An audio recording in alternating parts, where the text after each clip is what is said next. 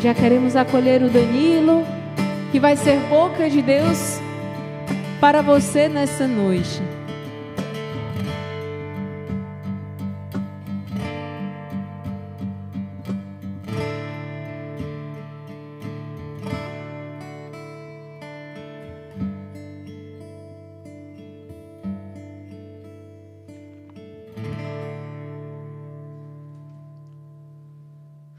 Salve Maria, boa noite, salve São José, paz e fogo do Espírito Santo. Ave Maria, cheia de graça, o Senhor é convosco. Bendita sois vós entre as mulheres e bendito é o fruto do vosso ventre, Jesus. Santa Maria, Mãe de Deus, rogai por nós, pecadores, agora e na hora de nossa morte. Amém. Essa Ave Maria em honra a Deus Pai e aos coros dos santos anjos, serafins, querubins e tronos, agora a Deus Filho e a virtudes, potestades e dominações. Ave Maria, cheia de graça, o Senhor é convosco. Bendita sois vós entre as mulheres e bendito é o fruto do vosso ventre, Jesus. Santa Maria, Mãe de Deus, rogai por nós, pecadores, agora e na hora de nossa morte. Amém. A última Ave Maria, a Deus Espírito Santo, né? Terceira pessoa da Santíssima Trindade, e aos santos anjos, principados, arcanjos e anjos. Ave Maria, cheia de graça, o Senhor é convosco. Bendita sois vós entre as mulheres, e bendito é o fruto do vosso ventre, Jesus. Santa Maria, Mãe de Deus, rogai por nós, pecadores, agora e na hora de nossa morte. Amém. Em nome do Pai, do Filho e do Espírito Santo. Amém. Boa noite. Ontem nós conversamos, aqueles que puderam acompanhar a pregação, o testemunho, falei ali de algumas situações que eu vivi, né, em relação à dominação, forças do mal, né, às quais eu me dirigi. Mas hoje eu quero mostrar o que Deus fez para que eu tivesse uma chance na presença dele, né?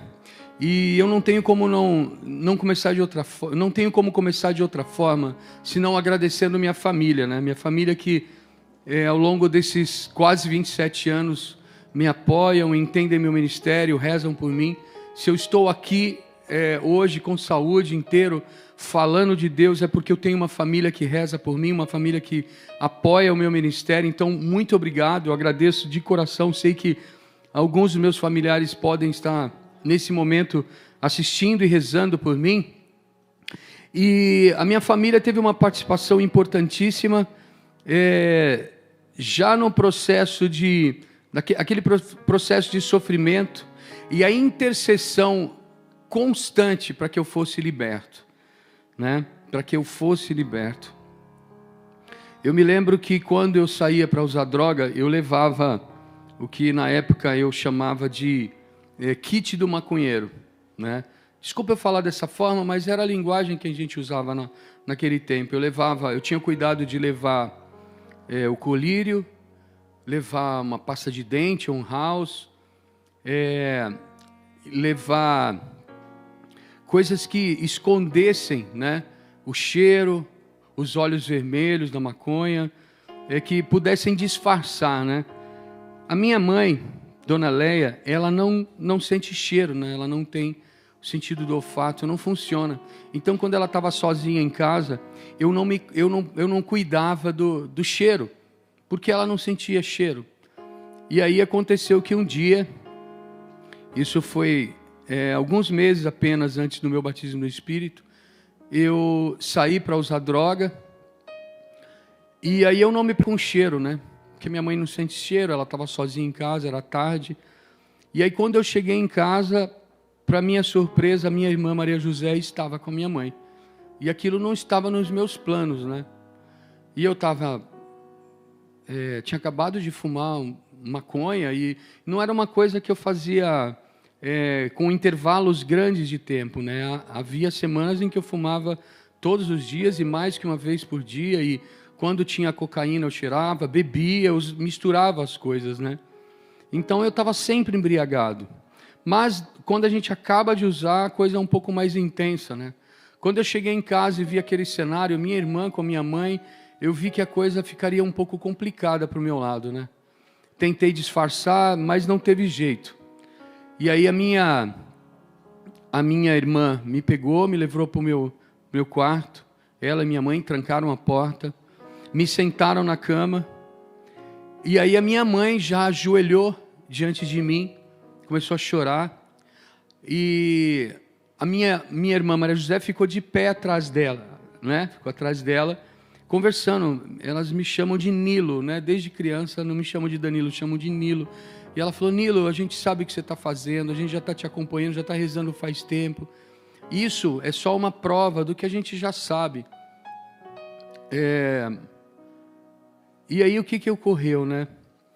Elas oferecendo ajuda e eu estava embriagado, estava numa situação tão ruim que eu não entendia nada. Era um misto de vergonha, de me sentir extremamente humilhado, né? Minha família que me amava, que me apoiava nas coisas que eu fazia, tal. Nós sempre nos demos muito bem, uma família cheia de amor, entendeu? Minha família é muito linda. E eu envergonhado ali. E aí quando a minha irmã parou de falar, a minha mãe fez uma oração que nunca mais saiu da minha mente, nunca mais saiu do meu coração, né? A minha mãe, quando a minha irmã parou de falar, a minha mãe chorando falou assim: Jesus, eu quero meu filho de volta. Eu quero o Danilo de volta do jeito que ele era. Eu quero o Danilo de volta. E aí ela falou uma frase que para mim foi muito impactante. Ela disse assim: eu só quero mais 8 anos de vida. Só mais 8, Jesus. Os outros que o Senhor me daria, eu dou para Ele. Não tem como não ficar emocionado, né? Porque eu costumo dizer que na terra, depois de Deus, ninguém ama mais do que uma mãe. E o modelo é Nossa Senhora, né? Não tem como a gente falar de outra forma. E eu só me lembro disso. Quando eu lembro desse assunto, quando eu vou dar o testemunho, a cena acaba aqui. Minha mãe dizendo que só quer mais 8 anos de vida. Que ela só quer mais 8 anos de vida. Que daria todos os outros anos que o Senhor daria para ela, para mim. Ela deu a vida por mim. E não tem como não ficar emocionado. Quem faria aquilo por mim se não fosse a minha própria família? E na pessoa, assim, representada pela minha mãe, estava toda a minha família. E de forma muito especial, eu sei que naquele dia começou um combate espiritual muito intenso. Muito intenso. Tem um outro fato que eu lembro que havia ocorrido no ano anterior, aí nós estamos em 94.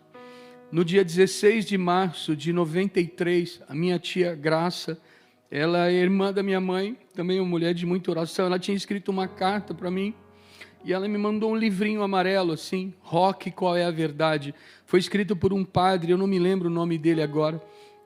Eu queria ter trazido esse livrinho, mas eu esqueci lá em Planaltina, numa missão que eu fui em janeiro, grandes amigos, né, lá em Goiás, Diocese do Dom Adair, ficou lá. Meu amigo Felipe está para me mandar para mim, não deu para trazer.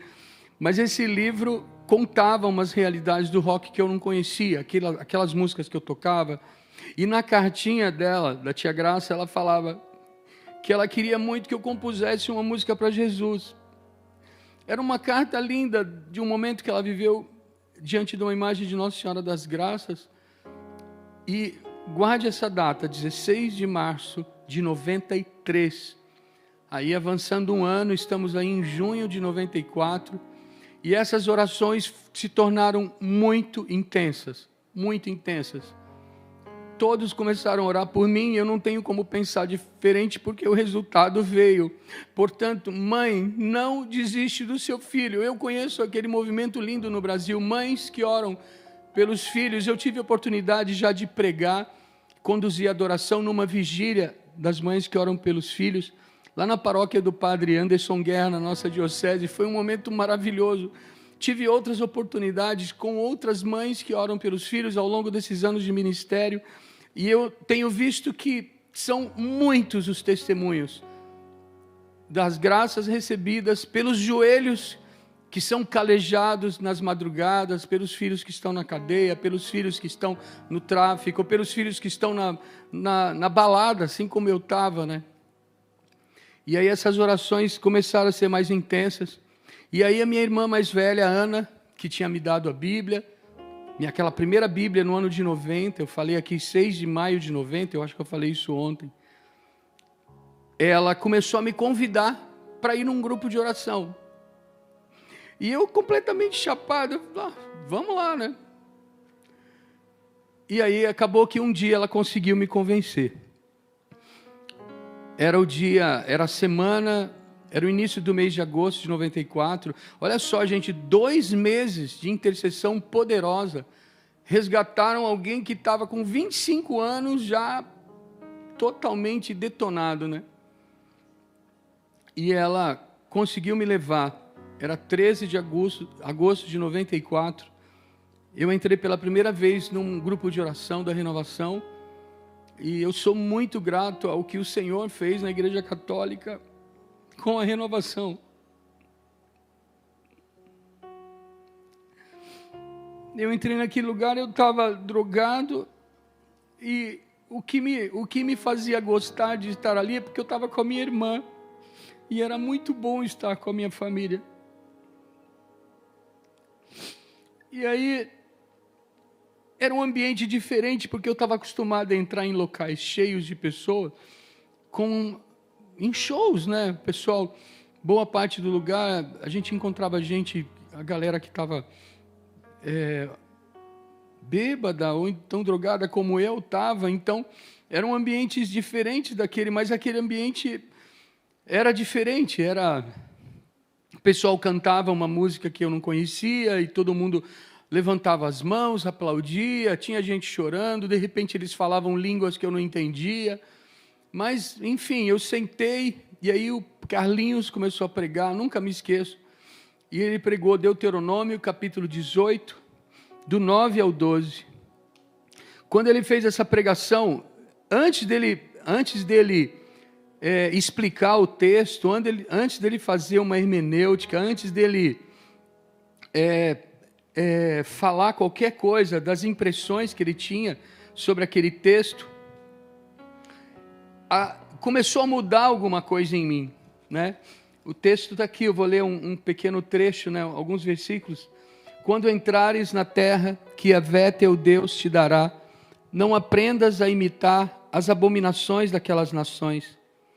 Que em teu meio não se encontre alguém que queime seu filho ou sua filha, nem que faça presságio, oráculo, adivinhação ou magia, ou que pratique encantamentos, que interrogue espíritos ou adivinhos, ou que ainda invoque os mortos. Quando ele falou isso, mexeu muito, porque a tradução que eu usava naquele dia era uma Bíblia Ave Maria, e ela não usava esse termo, ela usava o nome de uma religião que eu frequentava, que tem a prática da invocação de mortos. Estava escrito Espiritismo. Eu fiquei impactado.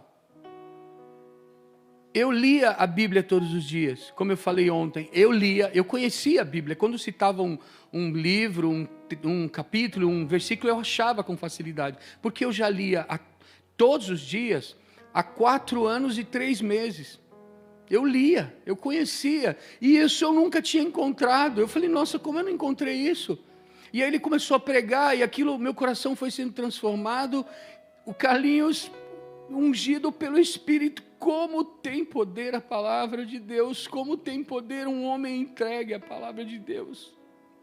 Eu comecei a ser transformado, e eu olhava para minha irmã, e eu falei, nossa, será que ela contou a minha vida para esse homem?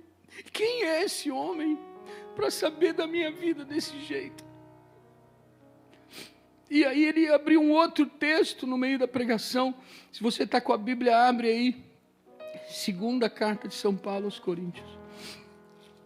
Você vai abrir lá no capítulo 11, versículo 14, versículo 15. Aqui as escamas caíram definitivamente. aqui as escamas caíram definitivamente, e eu vi que alguma coisa muito forte estava para acontecer na minha vida.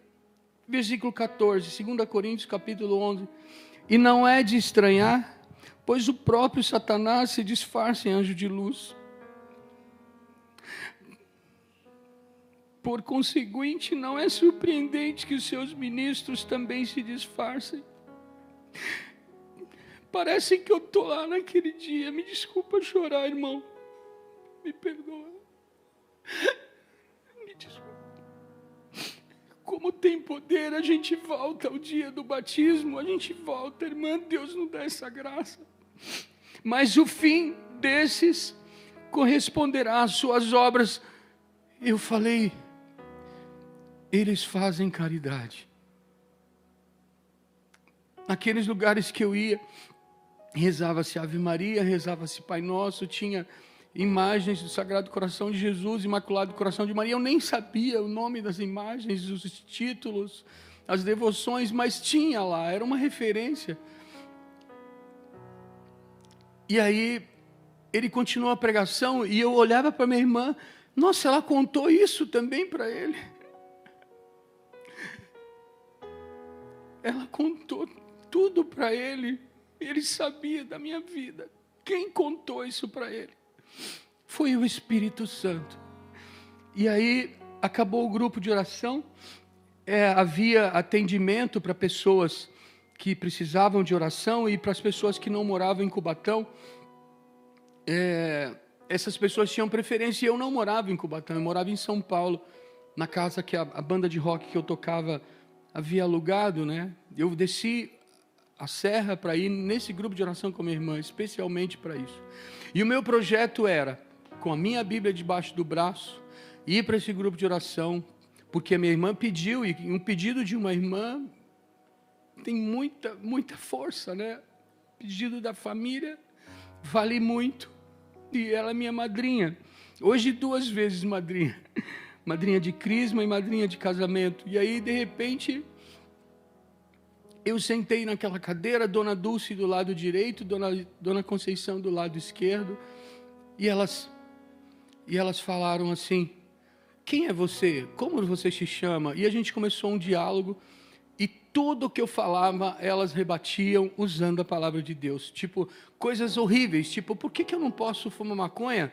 Tem uma parte lá do Evangelho, eu não sabia falar as coisas direito, mas eu tinha lido que Jesus bebia vinho, que ele transformou a água em vinho, então eu achei que ele bebia vinho, e achava normal eu fumar maconha porque ele bebia vinho. De repente a maconha, o vinho era a maconha da época, eu não sei, tinha umas viagens assim meio loucas, e aí elas rebatiam, porque a palavra de Deus fala, nossa, eu ficava, nunca alguém tinha me refutado daquela forma, tinha rompido, elas conseguiram, elas tinham muita força na palavra, tudo. Eu lembro que eu falei para elas, por que eu não posso me matar? A vida é minha, às vezes eu penso em me matar, e elas pregaram sobre o Deus da vida, e foram pregando, eu não me lembro sinceramente os textos, e se eu falar aqui vai ser pelo meu conhecimento, eu não quero fazer isso agora, e elas falavam tudo que eu falava contra as blasfêmias, falando mal da igreja, falando mal do Papa, questionando a hóstia, tudo.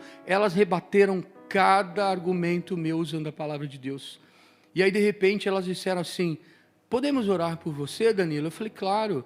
Então, abra sua Bíblia no Salmo 90. Isso para mim foi um trunfo, porque eu sabia onde era o Salmo 90, né? Então eu queria mostrar para elas que a gente estava falando a mesma língua, que eu não era tão mal daquele jeito. Abri no Salmo 90, ponha no seu colo, pus no colo, põe as mãos em cima, obedeci, feche os olhos. Foi a última vez que eu olhei a vida daquele jeito. Elas começaram a orar, falavam em português, as duas, cada uma falava uma coisa e clamando, de repente a língua da Dona Dulce, não sei se foi dela ou da Dona Conceição, começou a enrolar, mudou, eu falei, nossa, o que ela está falando? Não era inglês, das bandas, das músicas que eu cantava, não era francês, não era... Eu falei, mas que língua é essa? Aí a irmã do outro lado começou a falar uma outra língua que era tão enrolada quanto, mas eram outras palavras e que eu não entendia nada. Daqui a pouco elas começaram a rezar com mais força, e estavam de repente meio gritando. Eu falei, meu, que isso, brother? Eu pensava, eu comigo mesmo, eu era o meu próprio brother naquele momento. Que isso, Danilão? E aí, de repente, aquilo começou a ganhar força, daqui a pouco eu comecei a chorar.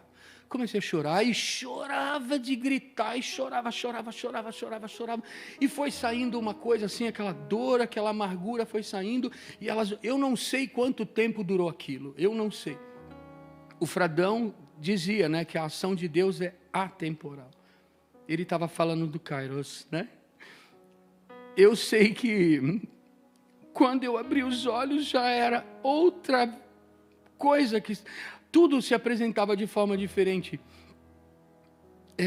Eu tinha uma dor no maxilar muito forte, porque eu ficava mordendo assim, ó. Eu tinha ódio, o tempo inteiro eu tinha raiva. Essa dor sumiu, irmão. Meu queixo caiu, literalmente. Eu senti um relaxamento aqui, irmã, que eu nunca tinha sentido. Sumiu aquela tensão. Às vezes essa tensão irradiava, eu tinha dor de garganta. A garganta parecia estar inflamada. Mas era ódio. E aí eu me lembro agora, eu quero voltar um pouquinho lá no tempo, que eu quero começar a falar de Nossa Senhora, porque foi ela que me colocou ali naquele lugar. Eu me lembro das madrugadas que eu chegava em casa, porque eu tinha um pensamento que eu não podia chegar bêbado ou drogado depois do sol nascer. Eu passava a noite inteira fazendo besteira e eu ia rápido para casa antes do sol nascer. Tinha um limite. E eu ia muito rápido e começava a ficar nervoso quando começava a aurora, assim, sabe? Eu começava a ficar nervoso. Aí algumas vezes eu chegava na porta da minha casa, via minha mãe com a porta da sala escancarada, olhando o corredor da sala, lá no fundo, um quadro do Sagrado Coração de Jesus que está em casa, está na família até hoje. E a minha mãe rezando o terço. Eu olhava a minha mãe, eu tinha ódio. Perdão, mãe, falar isso, mas a senhora sabe onde eu estava. Eu tinha raiva dela, porque o que me habitava não suportava o que habitava a minha mãe. São João nos ensina em sua primeira carta, Deus é luz e nele não há treva alguma. E aí ela contou para mim depois, né? O que ela pedia para Nossa Senhora. Ela falava assim, mãe, eu não posso ir aonde o meu filho está, mas a senhora pode, a senhora sabe. A senhora pode mandar os anjos, a senhora é rainha de todos os santos anjos. Traz meu filho de volta. Ela falava para mim, que dizia para Nossa Senhora, a senhora sofreu as dores do seu filho. A senhora sabe como eu sofro. E ela pedia nas madrugadas e não dormia enquanto eu não chegava. Então, naquele momento ali, aquela raiva, aquele ódio saiu. E aí uma outra sensação que eu acho, era uma sensação de paz e leveza que eu nunca havia experimentado. As cores ao meu redor ganharam vida. Na capela da paróquia São Francisco de Assis, onde isso aconteceu lá em Cubatão, havia uns quadros da Via Sacra que tinham cores. Eu nunca tinha percebido aquelas cores tão vivas ali. É lógico que eu tinha entrado ali uma vez só, mas era a primeira vez, inclusive, mas tinha cor que eu não percebia. O vermelho era vermelho, o amarelo era amarelo, tudo. E tinha umas bandeirinhas, eu lembro assim, talvez da festa que tinha tido ali, festa junina, e eu percebi as cores me chamaram muito a atenção. Então, a minha visão, essa sensação de relaxamento no maxilar, a paz interior que eu nunca tinha sentido. Uma outra coisa muito curiosa, o gosto da maconha que eu fumei na madrugada anterior, desapareceu. O gosto do álcool sumiu. A cocaína deixava em mim uma sensação de, sei lá, tipo corrosão, uma coceira, e fica por muito tempo, sumiu, desapareceu. A maconha deixava a minha cabeça um pouco assim, ficava estranho, sabe, como se tivesse fumaça na minha mente, sumiu. Eu era um outro, um que eu nunca conheci, um que eu não conhecia. Eu era alguém que eu não conhecia naquele momento, e era alguém muito melhor. O meu desejo, como eu iniciei há uns instantes atrás, era, com a Bíblia debaixo do braço, participar daquele grupo, entregar a Bíblia para minha irmã, ir lá para os locais onde eu usava droga, passar a noite inteira, acordar no dia seguinte, na hora do almoço, pegar minha mala e voltar para São Paulo. Esse era o meu projeto, mas o Senhor tinha um outro projeto para a minha vida. Eu era uma nova pessoa, e o que ocorreu? Eu fui batizado no Espírito Santo. Eu recebi o batismo no Espírito Santo. E ontem, logo no início, eu peguei lá a carta de São Paulo aos Gálatas, né, no capítulo 5, que fala das 15 obras da carne, os 9 itens lá nos frutos do Espírito. Aqui a gente vê de forma clara, versículo 22 do capítulo 5 de Gálatas. Abre aí, vamos dar uma olhadinha, olha só. Mas o fruto do Espírito é amor, alegria, paz, longanimidade, benignidade, bondade, fidelidade, mansidão, autodomínio. Olha que coisa interessante, o fruto do Espírito é amor. São João diz na sua primeira carta, capítulo 4, versículos 8 e 16, Deus é amor, ou seja, o primeiro é Ele mesmo. O fruto do Espírito é o amor, Ele se dá para nós no batismo do Espírito Santo, e é exatamente isso, porque o Espírito Santo é a terceira pessoa da Santíssima Trindade. Deus, Espírito Santo se dá, e olha o que acontece. Qual é o próximo item? Alegria. A alegria é um sinal claríssimo da ação do Espírito Santo.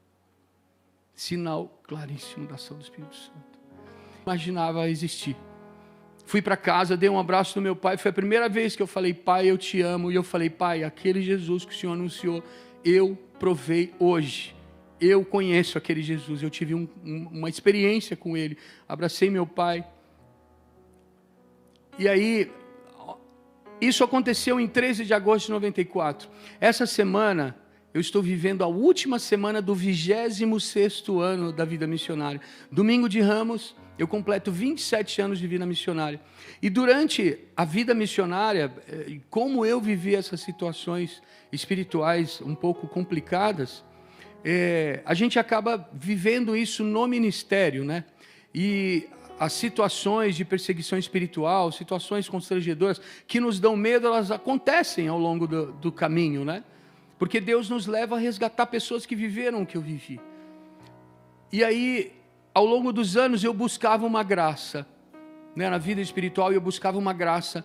E eu acredito que quem consegue isso, realmente recebeu uma graça. E no ano de 2020... com a pandemia, eu consegui alcançar a graça da missa diária. Mesmo vivendo em missão, eu não conseguia. Só no início lá, quando eu morava no mosteiro com o Fradão, durante alguns anos ali eu conseguia a missa diária, mas depois que eu não estava mais morando lá com eles no mosteiro, né, com o Fradão e os outros irmãos, o pessoal do Eterna, viajando, mesmo lá no santuário, com o Padre Marcelo, com aquela equipe maravilhosa, né? Ali eu conseguia, sei lá, 4 missas por semana, às vezes 5, mas nunca conseguia a missa diária. E eu vou falar para vocês, gente, é um apelo que nós fazemos, porque toda aquela carga espiritual, toda aquela preocupação desapareceu a partir do momento que eu consegui. E no ano da pandemia, quando as igrejas reabriram, eu e minha esposa Juliana, conseguimos a missa diária. E uma coisa interessante é porque não tem como comungar sem se confessar. Uma coisa necessita da outra, né? Isso é óbvio. Os sacramentos, eles são complementares. E eu já havia entendido a necessidade de uma comunhão mais próxima uma da outra, que fosse frequente. Aí eu entendi uma coisa, Santo Inácio de Loyola, na regra espiritual da Companhia de Jesus, logo no começo ele estabelece, né, no início das atividades da Companhia de Jesus, ele estabelece a comunhão semanal. Quando eu vi isso, eu falei, nossa, se Santo Inácio de Loyola estabelece isso para os amigos de Jesus, confissão semanal, perdão, eu estou bastante emocionado aqui, a confissão, obrigado irmão, a confissão semanal, se ele estabelece isso, quem sou eu para fazer diferente? E quando eu entendi o duplo efeito, né, ao meu ver, a gente é curado, o primeiro efeito é curado porque o pecado é uma doença da alma, a confissão válida cura a nossa alma. E o segundo efeito é a imunização. contra aqueles pecados verdadeiramente identificados, arrependidos, ou seja, eu estou falando de uma confissão válida. Eu falei, eu quero isso para mim. E aí eu consegui, naturalmente, a confissão semanal me levou para a comunhão diária. A mudança é absurda, é absurda. Portanto, vocês que quando ouvem essas histórias sentem medo, vocês que têm medo da existência do mal, sim, ele realmente existe. Estou falando de pessoas espirituais, estamos falando de anjos caídos. O que nós vivemos na Eucaristia diária, o que nós vivemos para aqueles que podem, evidentemente, é uma graça recebida. Nós sabemos dos limites que muitos têm, distância de paróquia, horário de trabalho, sabemos disso, lógico. Mas o que nós temos na Eucaristia é muito mais poderoso. Estamos falando da economia sacramental, e a igreja nos ensina no parágrafo 1076 do Catecismo da Igreja Católica, né? A gente encontra no parágrafo 1076, aquilo que nós entendemos como economia sacramental. Ela inicia no dia de Pentecostes e vai até a volta de Jesus. E é uma forma da gente se fortalecer, é o que nós temos, né? E no parágrafo 1116, olha que lindo que diz o Catecismo da Igreja. Os sacramentos são forças. Gente, olha quanto isso é sério. Os sacramentos são forças que saem do corpo de Cristo, sempre vivo e vivificante. São ações do Espírito Santo operante no corpo de Cristo, que é a igreja. São as obras-primas de Deus na nova e eterna aliança. É isso que o Senhor tem para nós. E, tipo assim, o Senhor vai permitindo o sofrimento da gente, Ele vai permitindo para que a gente fique pronto para a morada celeste, para que a gente fique pronto, assim como São Paulo ensina, Filipenses capítulo 3, versículo 20, ele diz que nós somos cidadãos da pátria celeste, e de lá nós esperamos a manifestação do nosso Senhor Jesus Cristo, esperamos a manifestação do Senhor, que já se faz presente para nós, na Eucaristia de forma plena. E eu quero meio que encerrar com um ensinamento sobre a Eucaristia, sobre o rito da Santa Missa. Tem gente que tem dúvida, ainda não entende e não sabe o poder. Veja só que interessante. Ritos é o conjunto de atos ensinados e ou inspirados que presentificam, esse é o termo correto, tornam presente o fenômeno da cruz, do Calvário. Ou seja, se Jesus, são atos que Jesus ensinou, ou se ele não ensinou, porque ele havia dito, né, que João 14, 25, 27, de 25 ao 27 ele diz, essas coisas vos tenho dito estando entre vós, mas o Paráclito, o Espírito Santo que o Pai enviará em meu nome, vos ensinará tudo e vos recordará tudo o que eu vos disse. Ou seja, todos os atos da missa, ou Jesus ensinou, ou ele inspirou, a partir da ação do Espírito Santo, após a sua ascensão, de forma especial, como falamos aqui no Catecismo da Igreja, né, a economia sacramental a partir de Pentecostes, aquele fenômeno. Então, tudo o que acontece na missa, o sinal da cruz, o ato penitencial, glória, oração, a primeira leitura, a segunda leitura, salmo, evangelho, todo o banquete da palavra, todo o banquete eucarístico, isso é ou ensinamento de Jesus, ou inspiração do Espírito Santo para nós. E olha só que lindo, né? Isso aqui nós aprendemos com o Padre Douglas no nosso curso de liturgia, mas olha só o que nos ensina Dom Henrique Soares. Olha o que ele diz, é lindo. Na liturgia, não somos nós quem agimos, é Deus.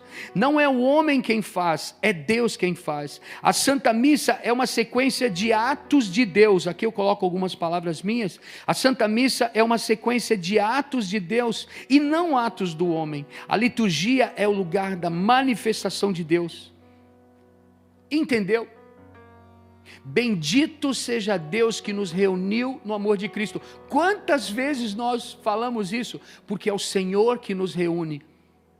O Deus maravilhoso, que enviou seu Filho único por nós. E esse Filho único, Jesus Cristo, de forma livre aceitou. Naquelas palavras, continua Dom Henrique Soares, naquelas palavras, nos ritos, nos gestos, nos símbolos, o próprio Deus se revela em Jesus Cristo, o próprio Jesus age na força do Espírito Santo. É isso que acontece quando a gente está na Santa Missa, é o Senhor agindo. E qual é o efeito que isso resulta na igreja? Na liturgia, a igreja sempre experimenta novamente o amor, a grandeza, a santidade e o senhorio de Deus. É na liturgia que a igreja entende que ela não existe por ela nem para ela, mas para o próprio Deus. Isso é maravilhoso. É na liturgia que a igreja entende aquilo de modo mais profundo, que ela vive sustentada pela graça de Deus e que ela é uma pobre, olha que lindo, disse Dom Henrique Soares, que ela é uma pobre mendiga. Uma mendiga rica, tem tudo porque recebe tudo de Cristo, mas nada é dela de modo absoluto. Eu te convido, eu quero te encontrar na Eucaristia, porque é assim que nós nos falamos como católicos. Amém. Deus Todo-Poderoso, Pai de amor e misericórdia, eu imploro, visita cada um que está me vendo agora, cada pessoa que está rezando conosco, que está participando desse momento de partilha da palavra, de testemunho. Senhor, eu imploro, visita cada mãe, cada pai, que de repente já perdeu as esperanças pelo filho, que perdeu o fio da meada, que perdeu o caminho de volta para casa. Pai, visita, eu creio na tua ação. Ave Maria, cheia de graça, o Senhor é convosco. Bendita sois vós entre as mulheres, e bendito é o fruto do vosso ventre, Jesus. Santa Maria, Mãe de Deus, rogai por nós, pecadores, agora e na hora de nossa morte. Amém. Que o Deus Todo-Poderoso nos abençoe, nos livre e nos guarde de todo mal, com uma bênção que tem o formato da cruz, que mudou para todo sempre a história da humanidade, a história da minha vida, a história da tua vida. Em nome do Pai, do Filho e do Espírito Santo. Amém. Amém, Jesus. Danilo, eu queria fazer ainda uma pergunta para o senhor. Às vezes, nossos irmãos ficam com um pouco de receio, com um pouco de medo, de um testemunho forte, como ontem o Danilo contou, a parte mais das trevas, né? Mas quando a gente se aproxima da luz, a gente vê que a luz é muito mais forte. Muito mais forte, muito mais forte. Nosso querido Padre Duarte Lara algumas vezes deu testemunho de pessoas que eram vítimas de feitiço e não acontecia nada, porque rezava o rosário, se confessava e ia à missa diária. Gente, esses três, como é que eu posso dizer? Tem a dobradinha, né? Quando é tríade. Uma tríadezinha, né? Quando junta essas três coisas, rosário frequente, confissão frequente e comunhão, se possível, diária, como o Danilo disse que a vida dele mudou, os ataques espirituais do inimigo, como mudou por causa disso. Eu queria só pedir ao Danilo que ainda tocasse nessa parte, de quando você estava ainda nessa banda, que cantava para o inimigo de Deus, e tinha os hinos claramente homenageando, né? Sim. Glorificando Sim. o demônio. E eu não me recordo exatamente, mas o senhor contou que alguma pessoa que estava lá, não sei se foi uma pessoa ligada à feitiçaria, ligada a essa falsa religião, que recebeu um espírito e apontou para o senhor. Sim, sim. Disse que a culpa era do senhor. Como é que foi essa história? Conta. Então, irmão, o que ocorreu foi assim, era uma banda que eu tocava, e essa banda, de fato, tinha uma consagração. Essa consagração foi feita nesse lugar, né? E havia um feiticeiro que nos atendia, né? E aí, de repente, eu também tinha consagração pessoal com outras entidades, com outros espíritos. Mas, quando foram levar a foto da banda, né, com 5 membros, isso eu ouvi dos membros da banda que frequentavam esse local antes de mim, levaram a foto, e aí quando esse homem que fazia essas coisas, né, esse feiticeiro, podemos dizer assim, ele estava com aquele espírito nele, sem nunca ter me visto, irmão. Ele nunca havia me visto, não sabia nem quem era. Ele apontou o dedo na minha cara e falou assim, ó, esse aqui é peso. Apontou na minha cara, esse é o culpado da banda não deslanchar. Esse é o culpado da banda não deslanchar. E eu me lembro que quando eu entrei, Isso ele foi numa vez que eu não estava, né? Aí quando eu entrei naquele lugar, entramos os 5, ele já com aquela coisa nele, ele apontou o dedo para mim e falou assim, começou a blasfemar e falou assim, eu sei o que a sua mãe faz na igreja. A minha mãe era vicentina, né? Ela foi a né? Não deixa de ser, né? Que ela já está idosa, mas ela era ativa entre os vicentinos, ela era ministra da Eucaristia. Minha mãe vivia as obras quaresmais, por isso eu estou aqui. Por isso estou aqui, e toda a família orando, né? Então, isso era um peso, e ele falou para mim, eu sei o que a sua mãe faz na igreja, né? E blasfemando, e ele disse assim, mas hoje você é meu. E aí, mas tudo isso, ele não pôde fazer nada. Muita intercessão, né? Glória de Deus. Gente, pensa nisso. Toda a banda cantava e queria, já ouviu falar de você se ligar ao inimigo para fazer sucesso? Homenageavam o inimigo, tinha uma das músicas, eram muitas, nem peço para ele falar aqui os nomes e o significado, né? Honrando a Satanás e blasfemando até contra a Virgem Maria, né? Era algo muito pesado, realmente ligado a Satanás. Normalmente uma banda dessa vai para frente com a bênção entre aspas, né? Com a maldição de Satanás, para ganhar dinheiro, para fazer sucesso, como muitos, infelizmente, conseguem com a ligação do inimigo. A banda dele não ia para frente, tinham vários componentes, mas só a culpa era dele, mas não era ele que rezava, é por causa da mãe e da tia dele que estavam na Exatamente. igreja, e o diabo dizia, eu sei o que sua mãe faz, porque me atormenta, porque não deixa eu impulsionar essa banda. Você está entendendo o que Deus está dizendo para você? O diabo sabe o que você faz na madrugada, 4 horas da manhã, e por isso que ele não consegue atingir sua família. Às vezes você tem um filho que talvez esteja cantando para Satanás como o Danilo estava, e não pode atingir, porque o diabo sabe o que você faz. Sabe o que você faz de madrugada? Segundo vários exorcismos, o próprio diabo diz o que você faz de madrugada. Você dá um monte de marretada na cabeça dele, porque cada Ave Maria é um soco na cara dele, é uma marretada. Imagina você dar uma marretada na cabeça de alguém. Não faça isso. Mas com o diabo você pode fazer. Cada Ave Maria, imagina, Danilo, cada pessoa reza 203 Ave Marias de madrugada. O que são 90 mil pessoas rezando 203 Ave Marias? Quanta marretada na cabeça do diabo! Como é que o seu filho vai se perder se o diabo sabe o que você está fazendo por ele, se você não deixa o diabo arrastar ele?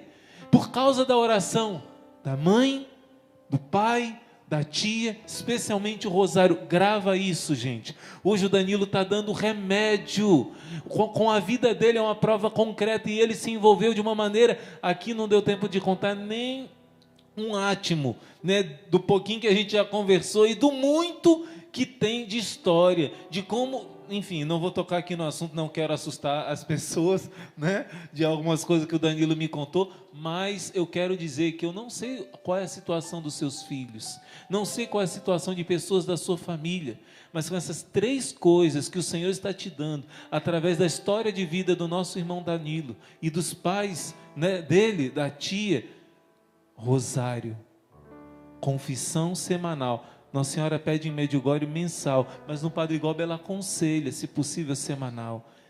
E a Santíssima Eucaristia diária. Com essas 3 coisas, ninguém pode nada contra você.